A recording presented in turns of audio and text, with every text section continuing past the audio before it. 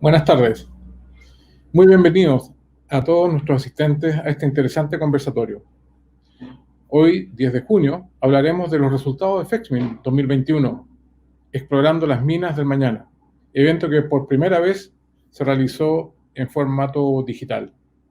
FEXMIN es el único evento enfocado a la exploración en minería, organizado por el Colegio de Geólogos de Chile. Contar con un evento enfocado a la etapa más crítica de la minería en términos de incertidumbre, manejo de información y conocimiento tecnológico es altamente importante para el desarrollo minero. En esta oportunidad conversaremos con Patricia Narváez Dinamarca, presidente de FEXMIN 2021 y geólogo de la Universidad de Chile. Con Juan Carlos Macuar, vicepresidente de FEXMIN y geólogo de la Universidad de Chile. Y también con Paula Quijada, directora ejecutiva de FEXMIN. Bienvenidos a este conversatorio. Gracias, Carlos. Buenas tardes. Hola, Carlos. Buenas tardes. Paula. Gracias. Nos acompaña Rebeca. Buenas tardes a todos. Sí, buenas tardes. Muchas gracias por la invitación. No, gracias a ustedes por este tiempo para analizar, ¿cierto?, lo que fue este importante evento. Y para partir, me gustaría dirigirme a Paula y preguntarle, bueno, ¿cómo anduvieron las expectativas respecto del cumplimiento de objetivos en términos generales? Y después entrar en detalles en relación al programa de actividades, ¿cierto?, a la convocatoria y a todo lo que significó este evento durante los 3 días de duración. Mira, con respecto a los objetivos, la verdad es que estamos bastante contentos. La plataforma funcionó muy bien, no tuvimos ningún problema al respecto. La participación también fue buena, los proyectos que se presentaron, tuvimos alrededor de 33 proyectos y dentro de las fichas tenemos alrededor de 38 fichas de proyectos que van a estar disponibles durante todo el año.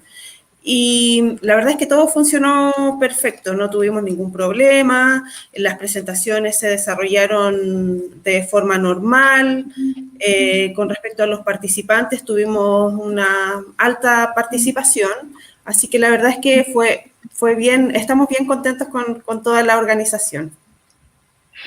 Qué bien. Oye, un gran desafío porque una feria de exploración, ¿cierto?, es una feria que en general está muy vinculada a lo tangible, digamos, a ver equipos o a ver los testigos, ¿cierto?, tomar contacto entre las personas. Las mismas conferencias también son muy interesantes en términos de lo presencial, ¿eh? Y por eso probablemente el éxito que ustedes han tenido desde la primera versión ha marcado en cierto modo esa línea. Esta nueva experiencia con una plataforma virtual creo que es un gran logro porque el uso de las plataformas en general ha sido un desafío importante, ¿eh? Pero en el caso de ustedes, la experiencia tú la valoras y la encuentras muy positiva y en definitiva encuentras que lograron finalmente los objetivos que se fijaron. Sí, la verdad es que fue muy positiva, hemos tenido varias felicitaciones también al respecto y otra de las decisiones que tomó el directorio fue mantener la plataforma durante un mes desde iniciada la feria, entonces va a estar disponible hasta el 27 de junio con todas las presentaciones que se realizaron, con todos los proyectos y además en el networking que está dentro de la plataforma, también las personas que sigan interesadas, porque seguimos teniendo interesados en acceder a ella, pueden contactarse con las personas que participaron mediante correo electrónico. Así que la verdad es que estamos bien contentos. Bueno, ese éxito también tiene que ver con la convocatoria, ¿eh? A propósito del éxito de la plataforma, el éxito en fondo está respaldado por que mucho público obviamente objetivo, pudo acceder y se pudo relacionar. ¿Cómo andó la experiencia en términos de convocatoria? De convocatoria, bien, tuvimos alrededor de 278 personas más o menos. como te decía, de los proyectos, alrededor de 33 que participaron con presentación, en las fichas de proyectos que se van a mantener durante un año en el portal de concesiones de FEXMIN. Tenemos alrededor de 38 proyectos y de los stands alrededor de 29 stands. Así que fue bastante buena la convocatoria.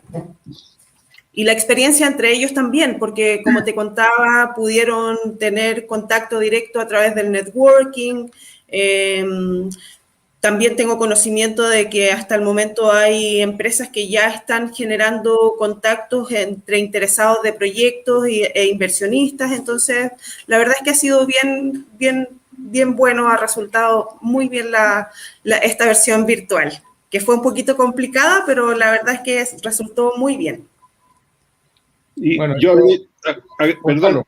agregaría otra dimensión, que esta FEXMIN virtual ha permitido dar un paso en la internacionalización de FEXMIN, porque ha permitido que personas que están en el extranjero hayan participado en FEXMIN, ya sea con presentación de proyectos, como en el caso de Ecuador, o personas que asistieron, ya sea desde México, Canadá, y no sé si algún otro país se acuerda, Paula. Entonces, sí, tuvimos Corea, España también.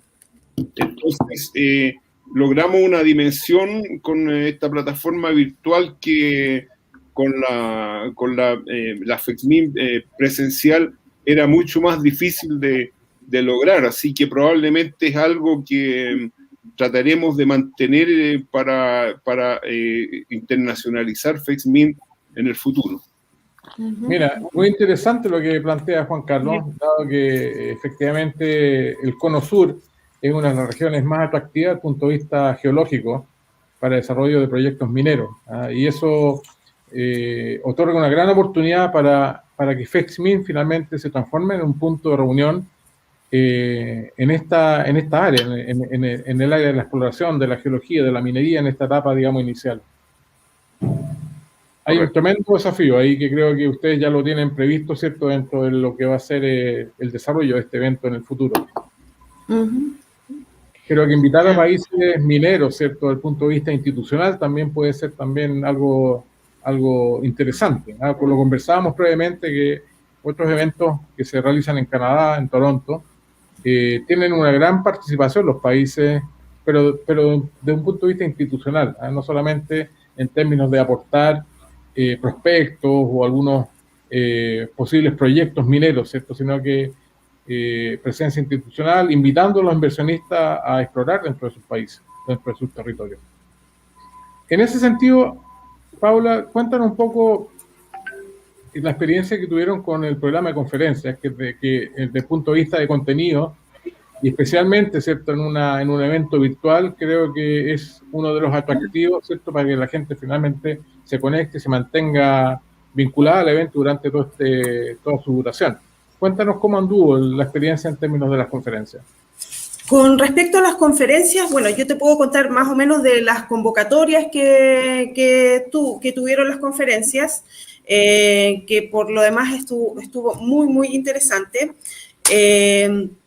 Alrededor de, no sé, de cada conferencia tuvo entre lo mínimo 160 personas a 210 personas conectadas en línea viendo las presentaciones. Con respecto a la parte más técnica, yo creo que sería Patricia o Juan Carlos que podrían dar mayores aportes con respecto a las presentaciones, pero la verdad es que tuvo bastante convocatoria. Lo mínimo en participación fue de 160 personas en línea, siguiendo cada presentación. Es un excelente número, 160 personas conectadas, ¿cierto? Creo que... Eso fue lo mínimo, sí. No, se podría hablar de las conferencias. La verdad es que yo le quería comentar a Carlos que en cuanto a esta relación que tú nos planteas de poder convocar a los países mineros a la FEXMIN para que ellos muestren la capacidad y potencialidad de sus países en minería, ya habíamos hecho el contacto con Colombia y creo que ahora es también la oportunidad de Ecuador. El otro país con el que tenemos un convenio en el fondo es con Perú. Hay una relación entre la Proexplo y FEXMIN, en el sentido de que ellos nos pueden dar un espacio en la Proexplo y nosotros se lo damos en FEXMIN. Entonces ese contacto ya está hecho. Y creo que nos está faltando Argentina, que en este momento es el país casi estrella en Sudamérica, ya que ha tenido muy buenos resultados sus exploraciones en los últimos tiempos. Como la cordillera es la misma entre Chile y ellos, sus hallazgos corresponden también, siempre hay una parte que está en Chile, por lo tanto como que somos una unidad. Así que en ese aspecto creo que indudablemente se va a concretar en las próximas FECMIN sin ningún problema, porque ya tenemos los contactos y está el interés. Bueno, ahí le podemos hacer un contacto también con Argentina Mining, que ellos también están interesados, siempre mirando a Chile, obviamente, un evento que surgió a partir de la iniciativa de un geólogo y que hoy día, lamentablemente, hace algún tiempo falleció, pero su familia sigue desarrollando ese evento enfocado a la exploración de la geología en Argentina. Sí, Argentina Mining, la verdad es que fue de un geólogo chileno que se instaló allá por mucho tiempo, pero en general la orientación era más bien como nuestra Expomin, con mucha muestra de lo que es la actividad minera y los proveedores. Pero me da la impresión que ahora están enfocándose también a la exploración, que es lo que nos interesa a nosotros, y por lo tanto sería estupendo poder hacer un contacto ya directo y permanente con ellos. Así que eso está en nuestros planes y espero que se concrete. Sí, por supuesto. Hay mucho potencial. Dentro del programa también había una sección de presentación de prospectos. Había una lista importante durante los 3 días de presentación de prospectos. ¿Cómo anduvo eso, Paula? ¿Qué nos puedes comentar respecto de esa iniciativa? Bueno, las presentaciones de proyectos en cuanto a la coordinación, te podría hablar. La verdad es que no tuvimos ningún problema. Hubo, como te decía, alrededor de 33 proyectos presentándose, que se presentaban en paralelo en la sala cobre que teníamos designada y la sala oro. En la sala cobre se presentaron los proyectos de cobre, y en oro y otros tuvimos de litio, de hierro, pero eso básicamente tuvimos presentaciones desde Argentina también, que la verdad resultó bien, con unos mapas geológicos. Y eso te podría decir con respecto a las presentaciones. Y en la parte más técnica, ahí ya Juan Carlos o la señora Patricia también con respecto a lo que se presentó. Pero comparando con la versión anterior, ¿cómo anduvo en términos de participación? ¿Crecieron? ¿Se mantuvieron? Bajó un poco porque, bueno, yo creo que hay hartas personas que no sabían cómo esto podría resultar, pero la verdad es que no tanto, de 60 a 40, yo creo que no era tanto la baja que tuvimos en participación de proyectos. Claro, y lo bueno es que fueron buenos proyectos, porque como te decía, ya hay interesados en ellos y que están ahí en contacto, entonces tuvimos buena participación de proyectos. Yo considero, a pesar de que era una presentación a través de una plataforma virtual. Correcto, ese es quizás el desafío. Sí, y lo más importante es que si bien en la primera FECMIN, ¿no es cierto?, tuvimos una cantidad enorme de proyectos, era la primera, y en la segunda también se disminuyó un poco, pero de alguna manera se volvieron a presentar algunos de nuevo. En cambio, en esta eran todos nuevos, es decir, todos proyectos que no se entraban por primera vez a mostrarse. Y eso es una cosa muy importante en cuanto a los proyectos. Yo quisiera hablar un poco pero puedo hablarlo después porque Juan Carlos puede completar lo de los proyectos que realmente fueron en esta ocasión, tuvieron una serie de cosas novedosas, ¿no? Sí, ahí yo quisiera preguntar un poco en la misma línea.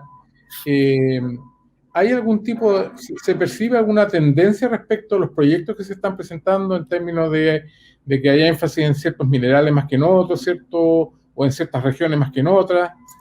¿Se percibe algún tipo de tendencia? Yo diría que en esta FEXMIN se logra diversificar un poco más los proyectos que se presentaron, tanto desde el punto de vista de la etapa de exploración, porque había proyectos de exploración básica, Greenfield, hasta faenas que se pueden echar a andar en operación rápidamente. Entonces, había todo el espectro de proyectos de exploración hasta faenas mineras que pueden entrar en faenas mineras de pequeña, mediana minería que pueden entrar en producción. Entonces, era bastante diverso ese espectro de acuerdo a la etapa. También, de acuerdo a los minerales, si bien siempre, digamos, predominan los prospectos de cobre y los de metales preciosos, como plata y oro, también hay de sales como litio, y este año por primera vez tuvimos también proyectos de fierro, debido obviamente a que los precios del fierro han mejorado bastante. Entonces sí, también se presentaron proyectos de fierro.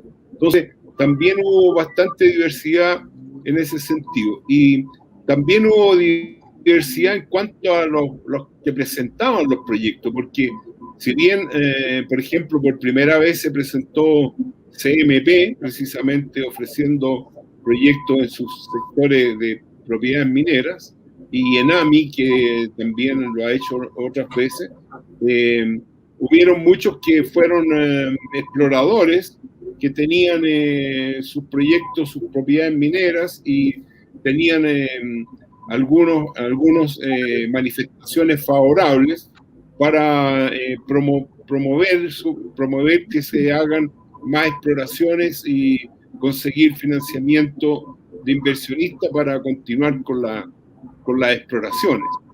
Así que eso es más o menos la diversidad que hubo, bastante amplia, y destacable lo que dice Patricia, que prácticamente todos los proyectos que se presentaron eran proyectos nuevos, no se habían presentado en las ferias anteriores. Así que eso también indica que hay bastante actividad preparando proyectos, esperando apoyo financiero para poder desarrollarlos. Carlos, yo quería además, en lo mismo que acaba de plantear Juan Carlos, en el área de extensión, ¿no es cierto?, territorial, se puede decir, de los proyectos presentados, se abrió el campo en el sentido de que llegamos ahora a tener varios desde Tarapacá, es decir, del extremo norte, que generalmente Tarapacá es un área que tiene mucho potencial, pero que no se habían presentado proyectos. Esta vez sí, y llegamos hasta la región del Maule, con proyectos, es decir, se avanzó bastante en cubrir el territorio, y eso es importante. Qué bien. Entrando ya en un ámbito un poco más geológico, ahí surge una consulta respecto del potencial real que podría tener Chile en el ámbito polimetálico. Si realmente Chile podría, ¿cierto?, de alguna manera empezar a desarrollar una minería más heterogénea, como lo tiene, ¿cierto?, el mismo Perú o países muy vecinos, Hoy día Chile sigue siendo un país muy enfocado al cobre. Pero esto es, uno podría pensar que es en realidad lo que nos dio la naturaleza, ¿cierto? Lo que finalmente se surgió, ¿cierto? Desde el punto de vista de las formaciones geológicas. Pero también podría ser quizás una falta, ¿cierto?, de enfocarse en otro tipo de metales o minerales para desarrollar esas industrias. ¿Cómo lo ven ustedes? ¿Chile tiene un potencial polimetálico, efectivamente? Patricia. Mira, si consideramos, ¿qué consideramos polimetálico? Por ejemplo, Perú es un país que explota cobre, oro, plata, igual que nosotros, y plomo y zinc. Bueno, su geología es un poco diferente y sus yacimientos polimetálicos tienen en plomo y zinc mejores leyes que los nuestros. No es que nosotros no tengamos yacimientos polimetálicos, es decir, en cualquier yacimiento epitermal se da en que se empieza con un mineral y termina pasando por diversas etapas hasta llegar a otros. Pero en general hay yacimientos, por ejemplo, de plomo y zinc, que han sido explotados en otras épocas y que se están explotando, pero como minerales accesorios a la minería principal. Entonces, por ejemplo, el caso de Alhué, en que Yamana, su mineral de oro, Alhué, explota también, recupera el zinc y está esperando recuperar el plomo. ¿Cuál es el problema? ¿Por qué yacimientos menores, por ejemplo, no se han desarrollado, como es el caso del Perú? Bueno, primero porque las leyes no son tan buenas, y por otro lado, porque en general una de las empresas que fomenta la minería en el país, que es Enami, y que da la oportunidad de que cualquier minero pueda llegar a vender sus productos en esa empresa, ellos no compran, por ejemplo, plomo y zinc, porque no tienen las instalaciones para procesar ese tipo de mineral. Bueno, geológicamente tenemos mineralización de ese polimetálica, pero no en la calidad que podrían tener otros países de Sudamérica. Ahora hubo un boom hace tiempo atrás sobre el cobalto. El cobalto es un mineral que realmente tenemos recursos, no en grandes cantidades, porque realmente nosotros somos un país de cobre y oro en el fondo. Pero existe. Pero también, ¿cuál es el problema ahí? Es que las exploraciones últimas que se hicieron en los yacimientos antiguos reconocieron que las estructuras continuaban, son tipo beta la mayoría, la potencia de esas estructuras crecieron, pero el cobalto en esos yacimientos se encuentra como cobaltina o arsenopirita cobaltífera, es decir, están dentro de un mineral que contiene cantidades de arsénico que son un problema, es decir, es un problema metalúrgico. Explotar el cobalto en Chile es posible, tenemos recursos, no enormes recursos, pero sí hasta ahora recursos reconocidos, pero el problema es metalúrgico, ahí tienen que entrar los ingenieros metalurgistas a resolver el problema. ¿Cómo obtener el cobalto de esos minerales polimetálicos en el fondo? Y otro tipo de minerales, hasta ahora no ha habido mayores estudios. Fuimos los grandes productores de manganeso en un tiempo, seguimos teniendo grandes recursos de manganeso, pero indudablemente que depende del mercado. El manganeso existe, están los recursos. El manganeso se desarrolló notablemente en Chile como para abastecer, ¿no es cierto?, al centro metalúrgico de CAP para producir aceros. Como los aceros chilenos últimamente han tenido una competencia muy fuerte de parte de otros países como China, entonces Entonces, la producción de acero disminuyó y por lo tanto la necesidad de producción manganeso también. Pero eso es una cosa eventual, es decir, sí, el recurso está. Ahora, lo que se necesita es el mercado para el recurso manganeso chileno.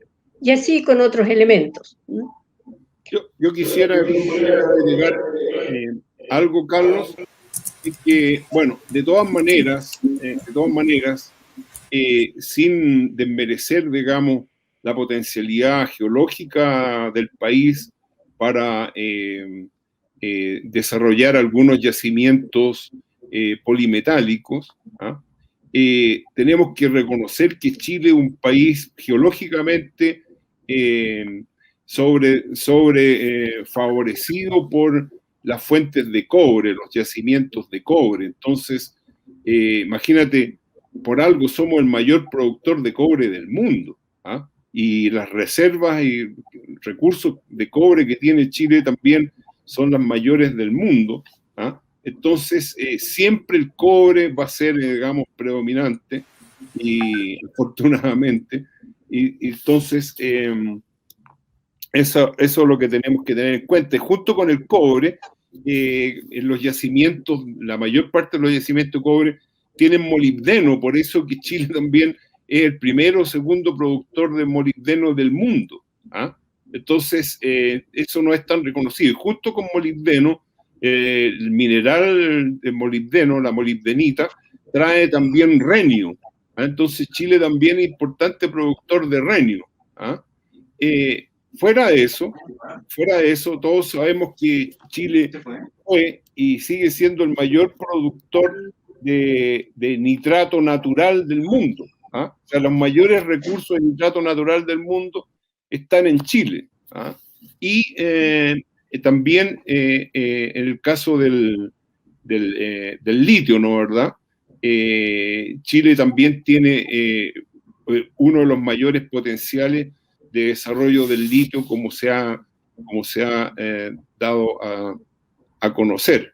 Entonces, los yacimientos polimetálicos que pueden haber, obviamente que es interesante desarrollarlos, y hay que hacer un esfuerzo, pero siempre el cobre va a ser por lejos, y los minerales asociados a los yacimientos de cobre como molibdeno, renio, van a ser los más importantes en nuestra producción. Bien, gracias Juan Carlos. Mira, quisiera comentarle algunas de las comentarios que nos están compartiendo en el chat.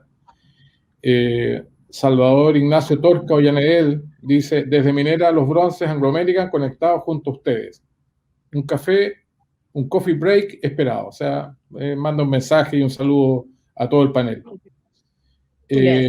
Después hay un comentario que también está en la misma línea de lo que estábamos conversando, de José Astudillo. Dice: el mejor modelo de negocios polimetálicos para Chile es desarrollar y exportar concentrados de fierro, cobre, cobalto y tierras raras. Es un comentario que hace él. Después tenemos otro comentario de José Astudillo. Dice: Dominga, Santo Domingo incorporaron cobalto en la recuperación de concentrados. Esto logró aumentar el VAN de ambos proyectos. Lo hace como comentario también. Y aquí tenemos una pregunta de Cristian Sangüesa. Dice: hola a todos. Una consulta al panel. ¿Existen tecnologías de exploración para encontrar nuevos yacimientos con concentraciones rentables? Ahí estamos hablando, ¿cierto?, de estos grandes descubrimientos que ya se han ido, no han ocurrido por último en los últimos años.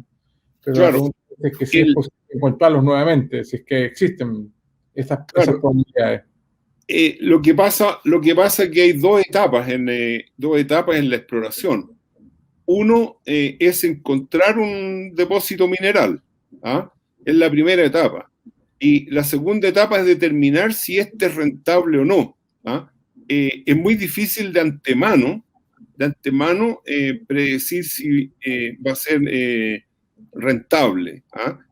Hay ciertas tendencias, algunas franjas metalogénicas, como por ejemplo para los yacimientos de pórfidos cupríferos, ciertas franjas metalogénicas que se reconocen que son de grandes yacimientos, ¿ah? Como las franjas terciarias y que están en el norte de Chile, en la precordillera y en la cordillera acá de la zona central, ¿ah? Entonces, esos son normalmente grandes yacimientos, ¿ah? Pero no siempre, ¿ah?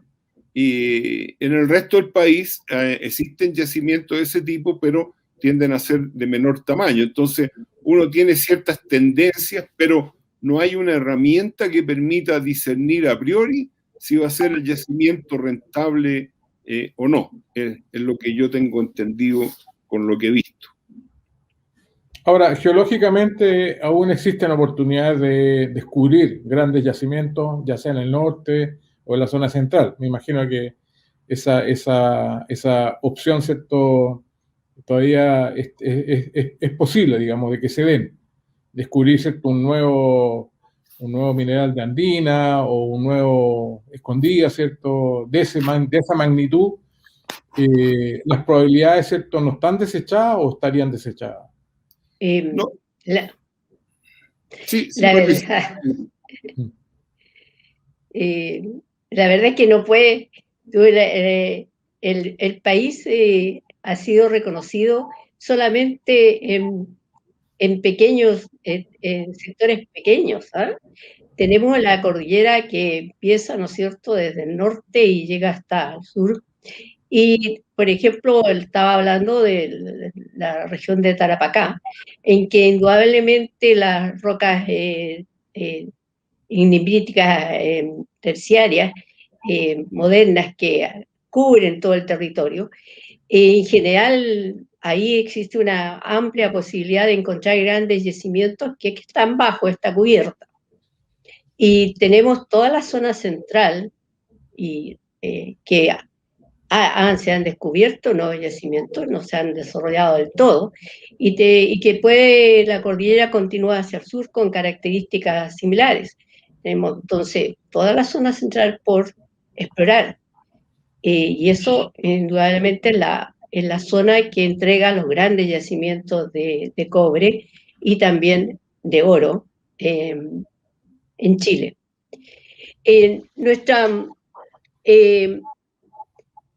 Nuestro FEXMIN este año tuvo una sesión especial enfocada a los pórfidos cupríferos de la costa, es decir, pórfidos más antiguos, de Cretácicos al Paleoceno, que en general mostramos también los yacimientos que en este momento están en trabajo de esa franja, que son Antucoya y Andacollo.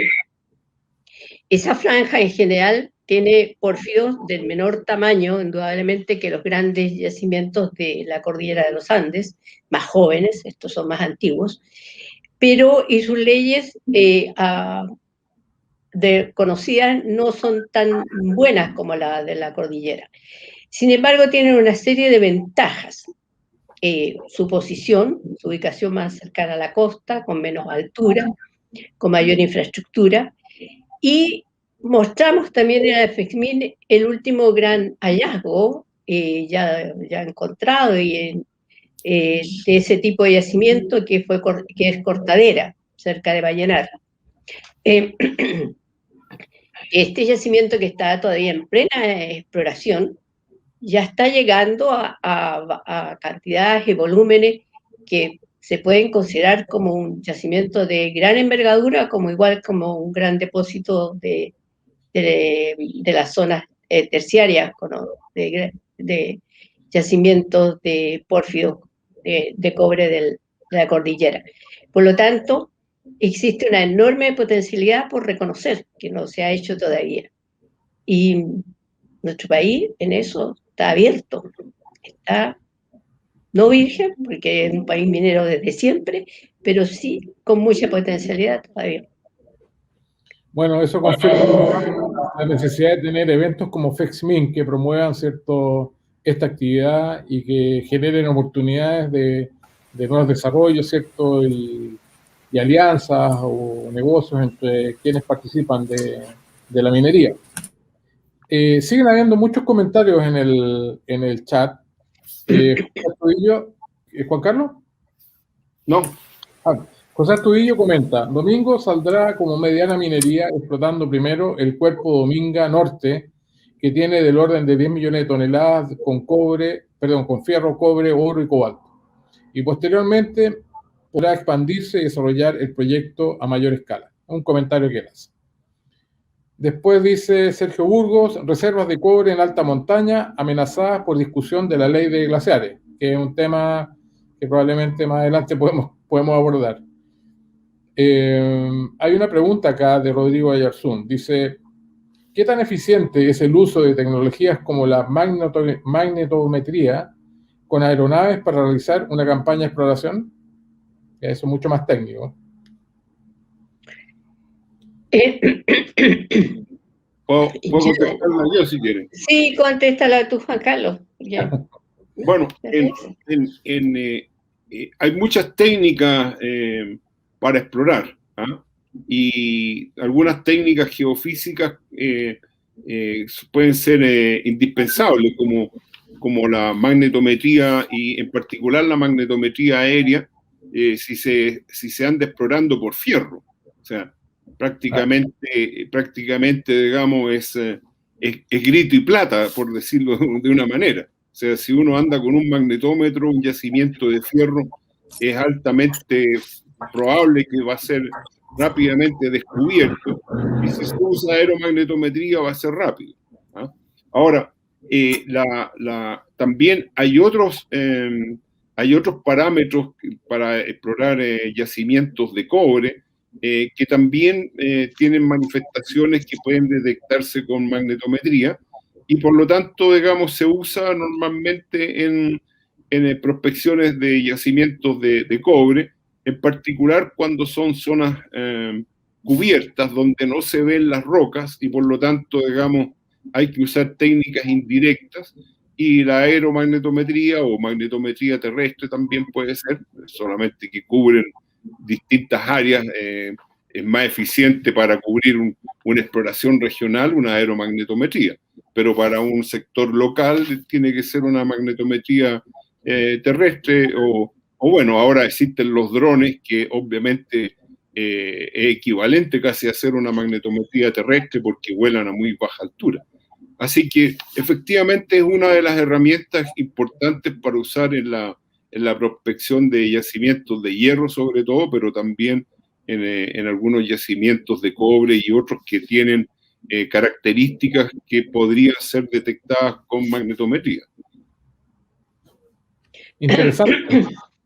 Pero la geofísica adecuada para los yacimientos metálicos como cobre y oro es más bien la geofísicas eléctricas, o sistemas eléctricos de exploración, que indudablemente son mucho más caros y necesitan una muy buena interpretación, pero sí son eficientes, sobre todo para las zonas cubiertas.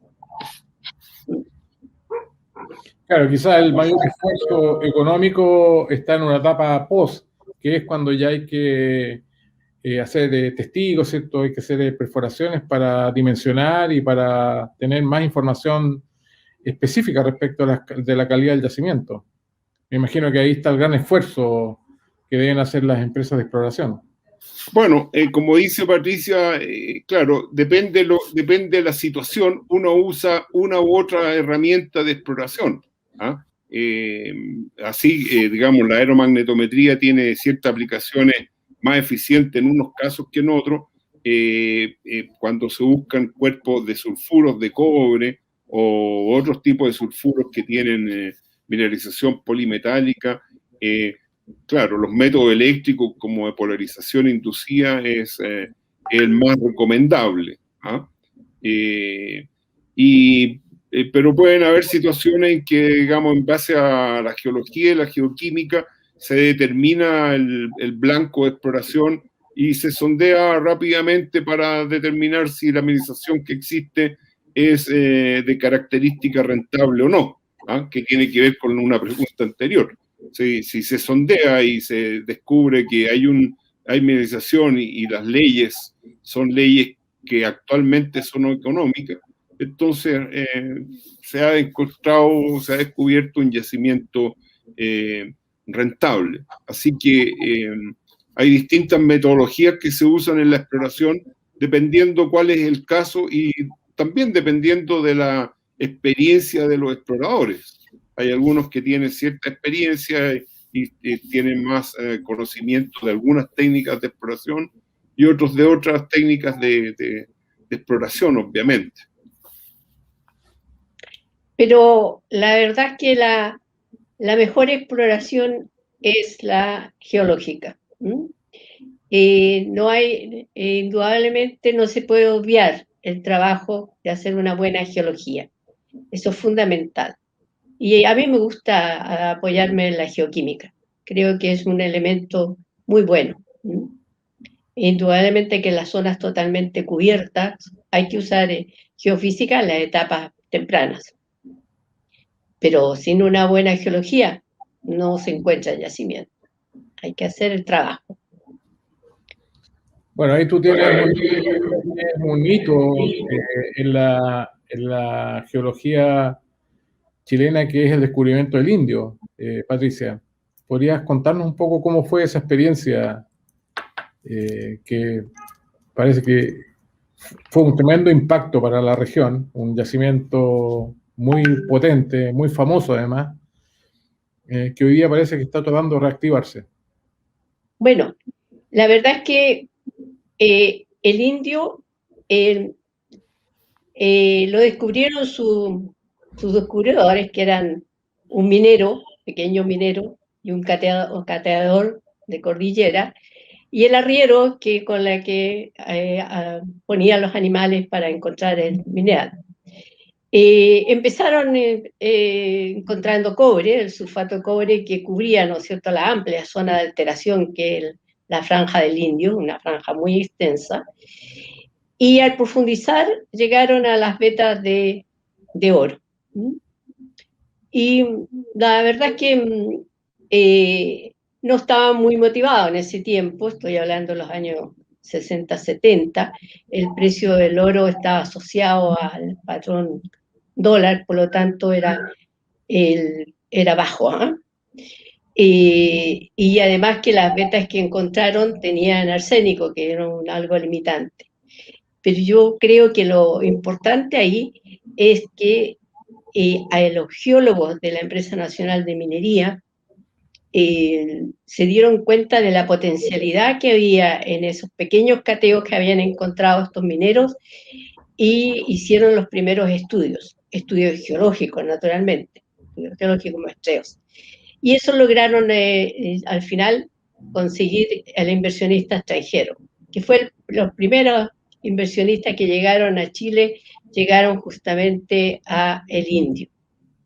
Y ese fue el desarrollo que le cambió la vida a la ciudad donde yo vivo. Así que es muy importante y todavía le quedan recursos a el Indio. El Indio todavía tiene recursos. La verdad es que en general, tradicionalmente en Chile, las minas, por lo menos las primeras, y a menos que sean como escondidas, que está totalmente oculta, siempre han tenido un indicio que es producto de los pequeños mineros, cateadores que algo han encontrado. O sea, siempre hay algo con lo cual uno puede decir, aquí hay por lo menos una anomalía de mineral, está el mineral. Y eso, lo importante es saber darse cuenta de que está ante algo de interés o no de interés. Y eso depende de los geólogos. Y por eso que es tan importante hacer un buen trabajo de geología de terreno para poder ser exitoso en exploración. Se ha avanzado mucho en el conocimiento de los yacimientos en ese aspecto. Mucho, mucho. En los últimos años realmente el conocimiento de los yacimientos ha sido exponencial y en eso somos líderes en el mundo, en el conocimiento de los pórfidos, de los epitermales, y gracias al trabajo de geología de terreno.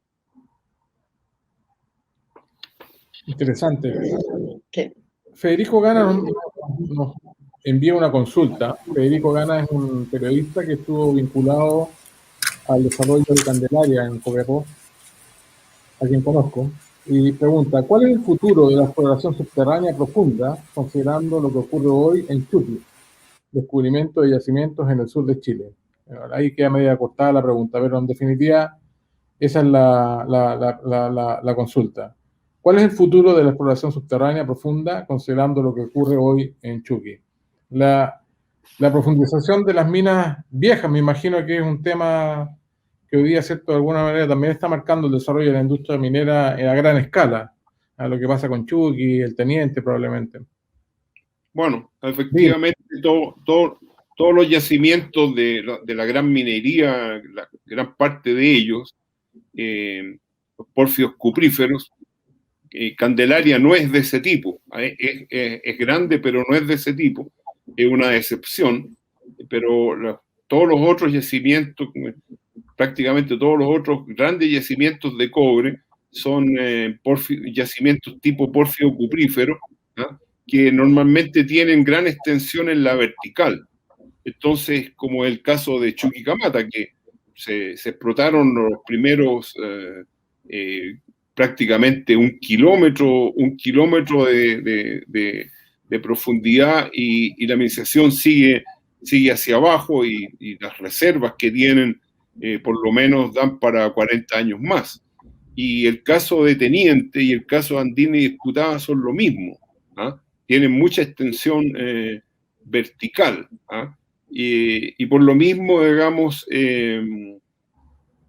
hay mucho potencial de exploración de yacimientos que estén profundos, que no hayan estado aflorando, como el caso de estos que acabamos de nombrar, que estaban aflorando, pero pueden haber otros yacimientos que no están aflorando y que estén ocultos, y entonces ese es el potencial de exploración que hay en la cordillera y en la precordillera, de encontrar yacimientos ocultos y profundos, ¿ah?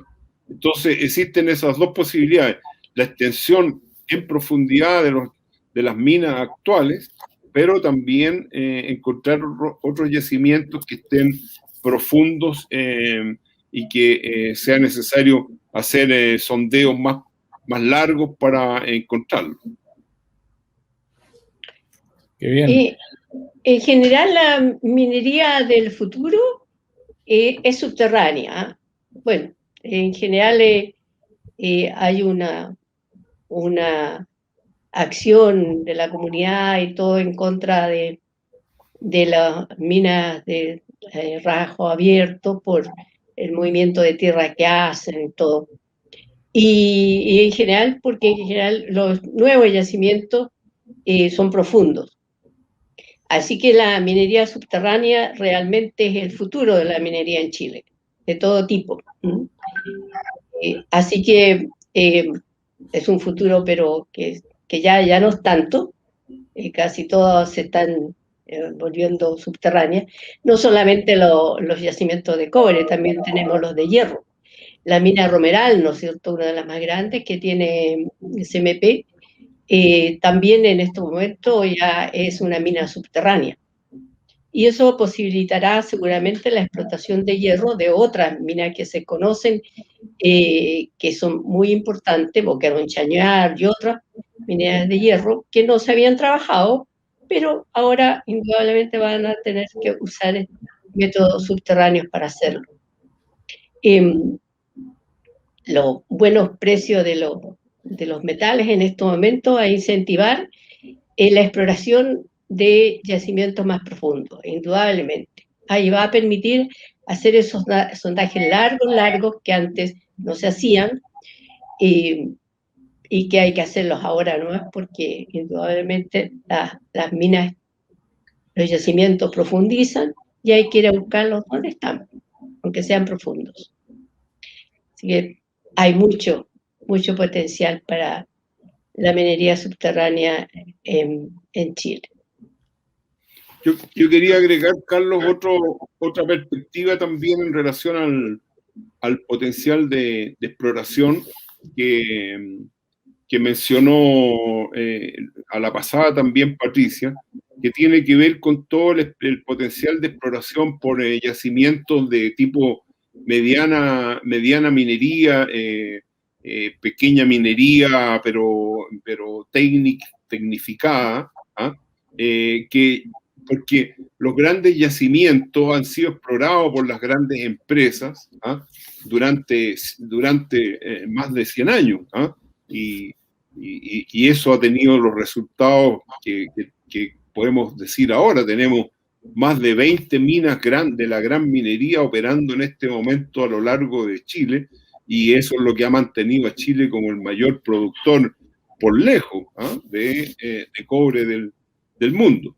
Pero en adición a eso hay un potencial importante para yacimientos de mediana y pequeña minería que pensamos que está subdesarrollado porque las grandes empresas no se interesan por eso, ¿ah? Entonces ya necesitan otro tipo de capitales, otro tipo de intereses, y en esa perspectiva nosotros es uno de los ejes de FEXMIN, es precisamente mostrar que hay un potencial de exploración por yacimientos de mediana minería o pequeña minería que pueda ser tecnificada, y que en otros países es muy importante tanto como fuente de trabajo, como fuente de recursos, como también como desarrollo de inversiones a través de bolsas o métodos de inversión locales, como el caso de Canadá en particular, que ellos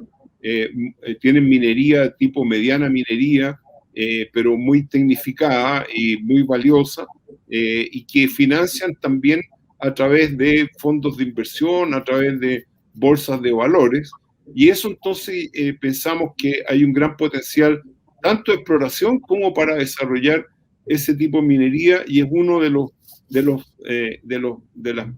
las visiones que tenemos con FEXMIN de que podamos entrar a llegar finalmente a darle un impulso a la mediana minería y pequeña minería tecnificada del país. Bien, bueno, es una visión bastante aceptada porque lo que ocurre, ¿cierto?, con la feria de exploración más importante que conocemos, que es la de Toronto, tiene un foco también hacia la mediana y pequeña minería, claramente. O sea, creo que es ahí donde este tipo de eventos, ¿cierto?, tiene mucho que aportar, ¿ah? Y qué bueno que ustedes estén en esa línea. Hay una pregunta que en realidad sale un poco de la línea de lo que estamos conversando, más bien habla, ¿cierto?, de minería y metalurgia. La voy a exponer porque a partir de esa quiero hacerle otra consulta. Dice, ¿qué opinan de la inteligencia automática, machine learning, en el ámbito minero metalúrgico? ¿Falta aún más motivación para este tipo de conocimiento y estudio en Chile? Eso en realidad, esta pregunta, como está orientada a un ámbito más bien minero, me gustaría consultárselo en el ámbito de la exploración. ¿Cuáles son los avances, la tecnología, ¿cierto?, en términos de automatización que se podría hoy día destacar en el ámbito de la exploración, cosa que entiendo que no es tan fácil, ¿ah? Más allá, ¿cierto?, de todas estas prospecciones que se hacen quizás a gran escala a través de naves o de satélites, la prospección en terreno o la geología, como decía Patricia, llevarla a ser un ámbito más bien de automatización es complejo, entiendo yo. Pero probablemente sí hay tecnologías, ¿cierto?, que van ayudando a que esto se facilite en cierto modo, y que la persona, ¿cierto?, no esté tanto en terreno, porque me imagino que los viejos exploradores, ¿cierto?, pasaban semanas, meses quizás ahí en la punta del cerro trabajando y tratando, ¿cierto?, de obtener algún tipo de resultado. ¿Quieres que conteste yo, Patricia? Ya, perfecto. Mira, bueno, existen ya muchos software que incorporan información, datos, bases de datos preexistentes que existen en las compañías. Y en este caso, en Chile, por ejemplo, vamos a tener un gran impulso con los trabajos que hace Cernageomin, ¿ah? porque dentro del Plan Nacional de Geología de Sennageomin, ellos están desarrollando tanto estudios geológicos, cartografía regional, como también trabajos de geoquímica regional y de aeromagnetometría regional también. Entonces, esas tres fuentes de información de datos son los más adecuados precisamente para ser procesados por software que permitan simular situaciones favorables para encontrar nuevos yacimientos. Así que una gran fuente de información para ese tipo de procesamiento lo va a proveer Sennageomin. Además que Sennageomin está también reuniendo la información que generan las empresas mineras. Entonces, ahí va a haber otra fuente de datos, otra fuente de información que va a permitir ir aproximando hacia los lugares más favorables. De todas maneras, sumando todo eso, la labor del geólogo en terreno y de los geoquímicos y de los geofísicos en terreno nunca se va a dejar de hacer, pero sí, digamos, poder aproximarse a situaciones favorables, cosa de ir a verificarla en terreno, probablemente es algo que cada vez vamos a ver con mayor oportunidades, mayor casos, digamos, de situaciones en que a través del análisis de múltiples fuentes de datos se va a llegar a registrar, a revisar en terreno si existe entonces evidencia en el sitio de una posible mineralización de interés. Bueno, en general se ve el panorama desde el punto de vista de la exploración bastante positivo, en términos del potencial que tiene Chile. Hay las oportunidades que se ven, ¿cierto?, para el futuro.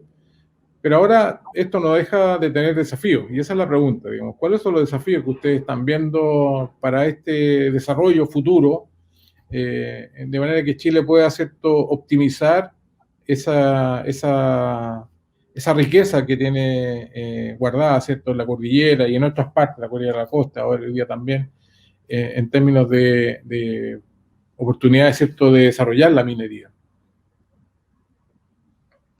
Bueno, nosotros en FEXMIN tuvimos un conversatorio para tratar justamente los desafíos de la minería y de la exploración en el futuro inmediato e inmediato.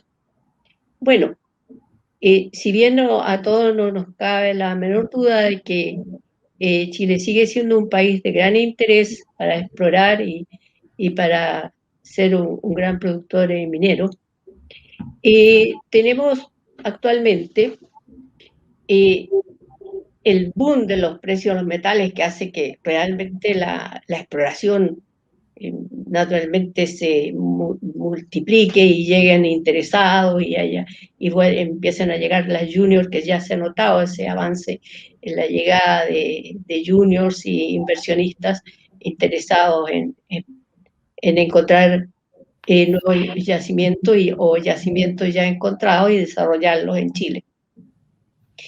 Bueno, nuestro desafío mayor realmente es, yo diría, la incertidumbre que existe sobre la legislación minera en Chile, que hasta ahora era una legislación que era muy favorable a la inversión en minería y que tenía una normativa y un reglamento y legislación estable y conocida y que atractiva, y por lo tanto el inversionista llegaba a un país donde las reglas del juego estaban conocidas y respetadas.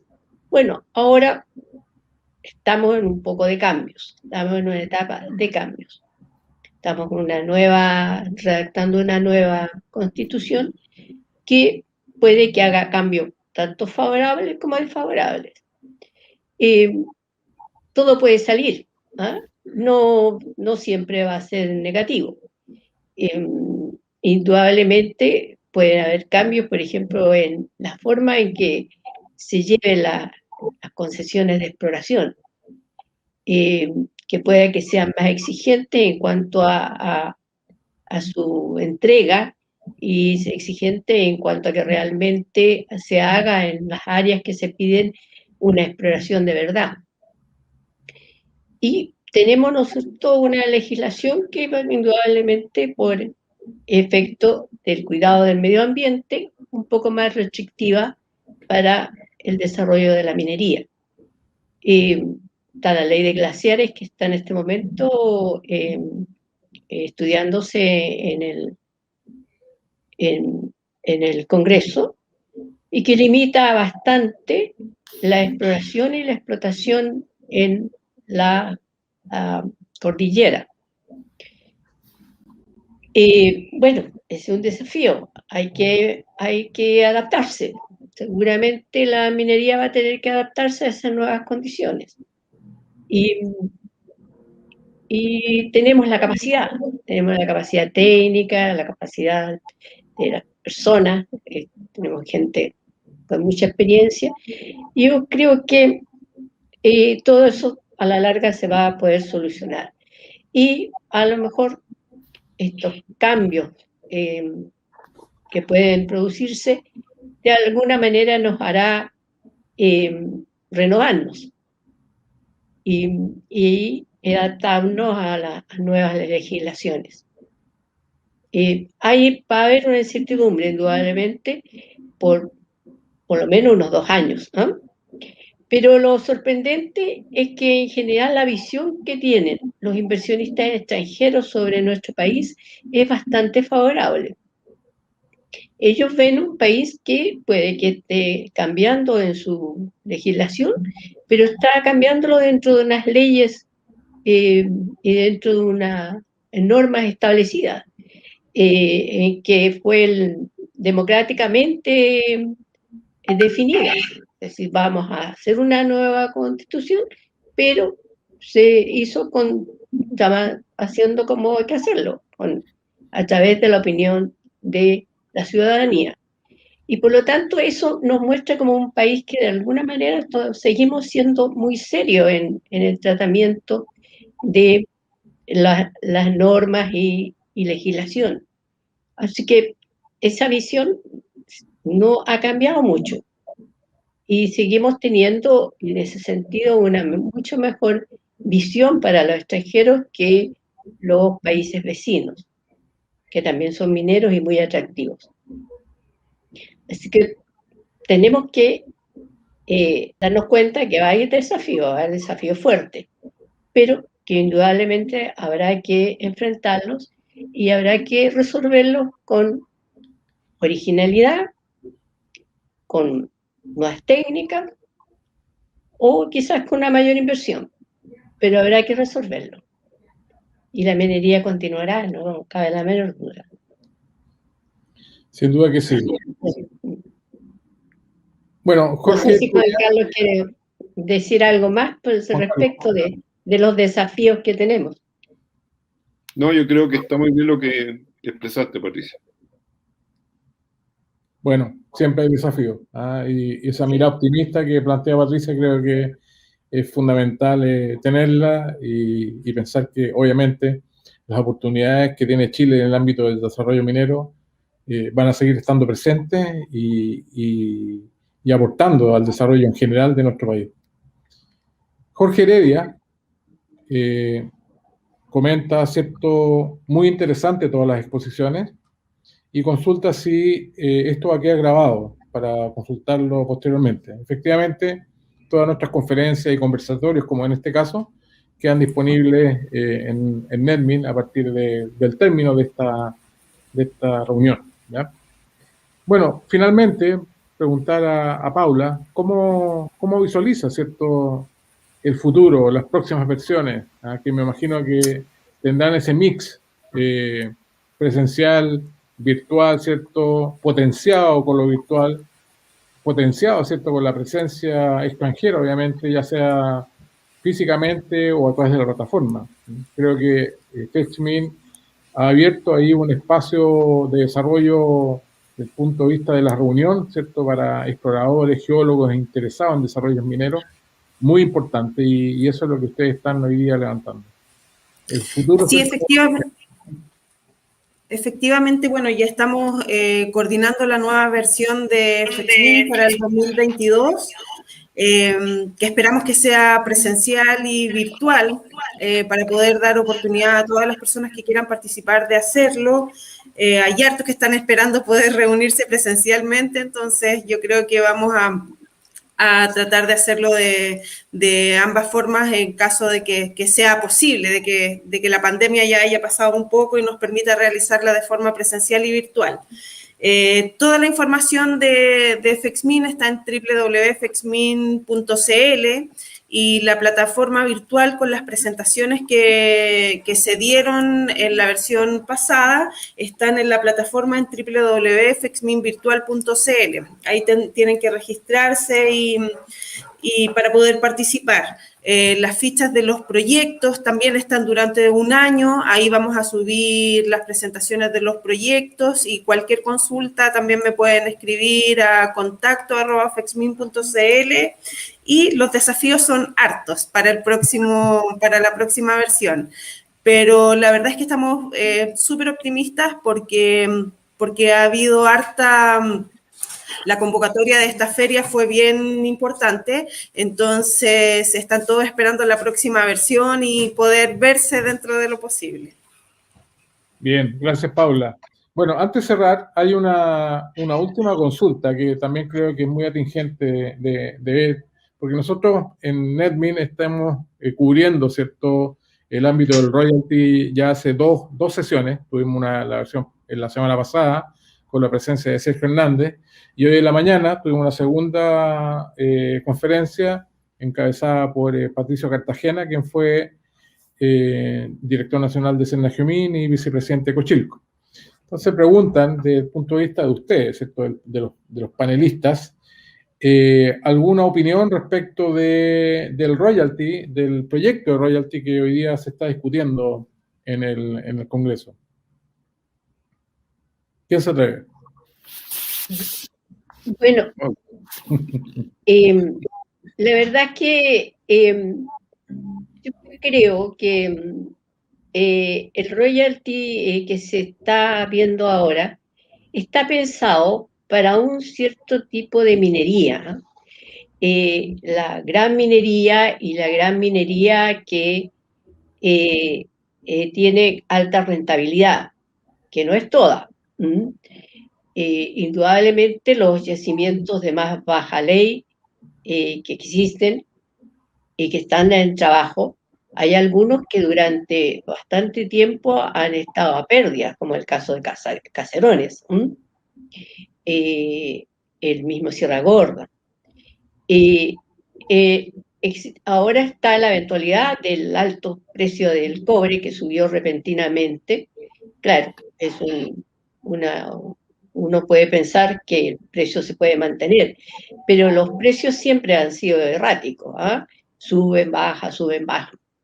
Y por lo tanto, cualquier tributo no puede ser permanente, y tiene que ser pensado en que realmente no toda la minería tiene grandes utilidades con precios normales del cobre. A mí lo que me preocupa es que no se ha dado el tiempo, a lo mejor, el Congreso y los parlamentarios, en analizar bien a qué área, a cuánto cubren con este nuevo royalty. Hay varias, numerosas, medianas mineras que, con la base de la cantidad de cobre fino que ellos plantean, estarían sujetas a este nuevo royalty, que realmente es un royalty por las ventas, y por lo tanto es sumamente fuerte, es un impuesto muy, muy fuerte, y naturalmente ese tipo de medianas mineras no la resistirían. Creo que allí es donde hay que, los parlamentarios deberían trabajar un poco más. Si quieren sacar un royalty que para poder suplir, ¿no es cierto?, con el dinero que hace tanta falta para reactivar el país nuevamente y poder salir del problema que nos tiene esta pandemia ya por 2 años, está bien, usen la minería, que en este momento es gran área productiva del país, pero tiene que hacerse con tranquilidad y con un buen análisis técnico de cuánto es realmente lo que se va a lograr, a quiénes realmente se les va a poder pedir esta royalty sobre ventas, que cuando uno piensa es muy fuerte.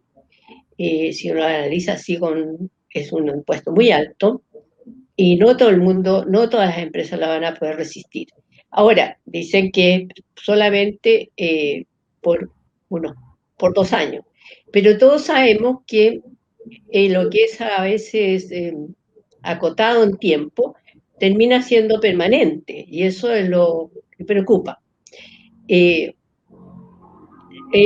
La verdad es que a mí me parecería que lo lógico es que si van a hacer un royalty por ventas, el otro royalty debería desaparecer. Es decir, tendría que hacerse un estudio integral de cuánto es lo que tributa la minería, para al final obtener un tributo que realmente se pueda obtener sin paralizar la industria y sin hacer mayor daño a la productividad.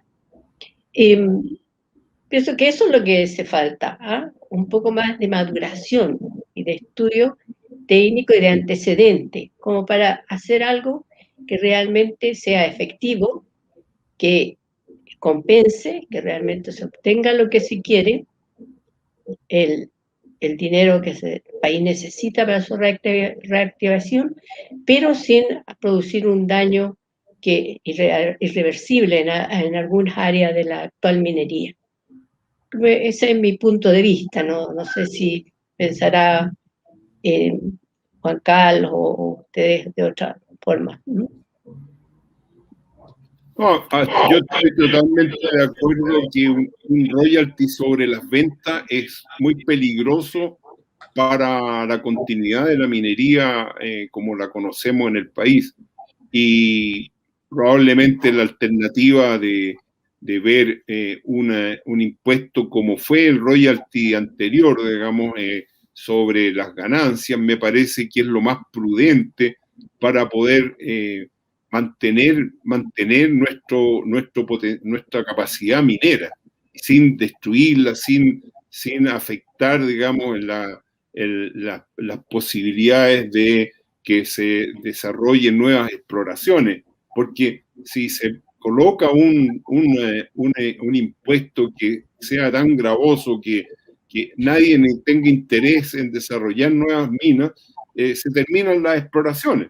Entonces es algo muy delicado el tema, y espero que entonces se tome con mucha seriedad este análisis para revisar los impuestos que se hacen a la minería, y participen todas las partes interesadas, y no solamente sean algunos que digamos, tienen un interés eventualmente, digamos, relacionado con las elecciones o con ganar popularidad, pero que van a destruir la minería del país. Entonces es algo muy delicado, y espero que lo repiensen y tomen en cuenta los distintos actores de la minería y los técnicos que saben sobre el tema, y no lo hagan de manera precipitada. Eso esperaría yo. Muy bien. Importante mensaje, considerando que los exploradores, los geólogos, ustedes representan la parte más sensible de lo que es el desarrollo de la minería. Así es que muy valioso el mensaje, creo que es importante decirlo, hagan bien la pega, no se equivoquen. Hay un justo equilibrio entre motivar la producción y recaudar, y ese punto virtuoso hay que encontrarlo. No es tan fácil, y hay que estudiar los antecedentes, revisar los números, revisar, ¿cierto?, los escenarios. Como dice Patricia, la minería es muy heterogénea, muchas faenas pueden, ¿cierto?, simplemente cerrar, porque claramente en estas condiciones no se pueden desarrollar como operación. Así que creo que es un buen cierre. Muchas gracias, Patricia, Paula, Juan Carlos. Gracias por la invitación. Lo seguiremos, ¿cierto?, respecto de la nueva visión de FEXMIM 2022, que creo que obviamente... 2022, sí. Justamente, muchas gracias, Carlos, por la invitación y esperamos ahí tener más participantes en la próxima versión que nos puedan estar acompañando también. Sin duda que va a ser así. Mucho éxito. Y estamos... Muchas gracias. Gracias, Carlos, por invitarnos y creo que quedan bastantes temas en que a lo mejor otros de nuestros colegas podrían cooperar mucho más en el futuro. ¿Mm? Sin duda. Así lo esperamos. Sí. Ok. Bien. Nos vemos. Muchas gracias. Gracias. Adiós.